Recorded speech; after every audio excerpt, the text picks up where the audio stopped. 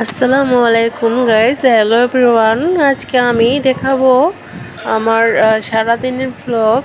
তো আমি এক জায়গায় বেড়াতে আসছি, আর আমার মেয়ের প্রচুর ঠান্ডা লেগে গেছে, যার কারণে ওকে গ্যাস দেওয়া হচ্ছে।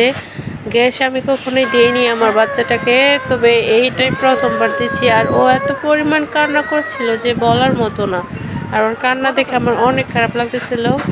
তো গ্যাস দেওয়ার পরে চলে আসলাম একটা শপিংয়ে। তো শপিংয়ে এসে কিছু কেনাকাটা করে নিলাম। যাই হোক, ঈদ তো সামনে, বাচ্চা ঠান্ডা লাগছে বলে আসলে কোনো কিছু কেনাকাটা করা হয় না।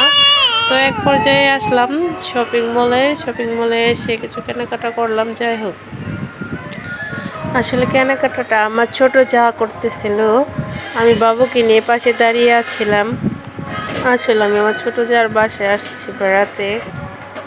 তো এই পর্যায়ে আমিও দেখতেছিলাম, মানে কত কত সুন্দর সুন্দর জিনিস দেখতেছিলাম, তবে কিনে নেই তেমন কিছু, হালকা কিছু কিনে নিয়ে এসেছি। কাচের চুড়িগুলো অনেক ভালো লাগছিল, কিন্তু কাচের চুড়িগুলো আমার হাতে হবে না, কারণ আমার হাত একটু মোটা।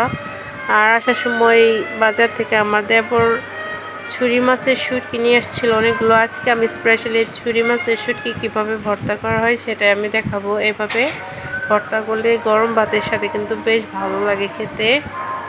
আর এই ভর্তাটা করবে হচ্ছিল আমার ছোট যা। তো এটা হচ্ছে গ্রামের মানুষ এভাবে ভর্তাটা করে খায়, এটা হচ্ছে গ্রামের পদ্ধতিতে ভর্তাটা। তো আপনারা চাইলে এভাবে এই ভর্তাটা করে খেতে পারেন। এটা কিন্তু গরম ভাতের সাথে সেই রকম স্বাদ লাগে, মানে আমি কখনো খাইনি, আমার যা যা বললো আর কি।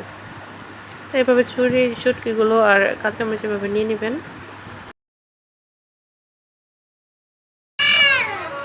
আর মাছগুলো দেখেন কতটা সুন্দর দেখা যাচ্ছে।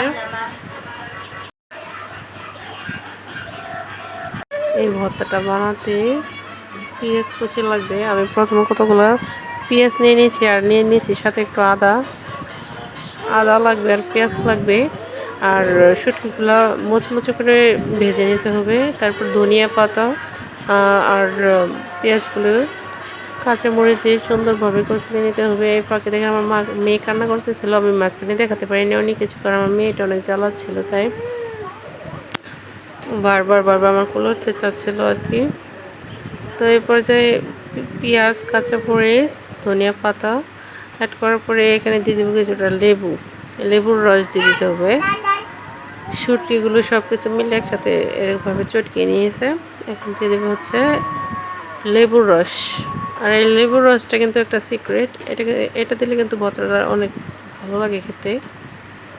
ভর্তাটার স্বাদটা অন্যরকম হয়ে যায়। আপনারা যদি লেবুর রস না খেতে চান, নাও দিতে পারেন, তাতে কোনো সমস্যা নাই, তবে এটা দিলে অনেক টেস্টি হয়।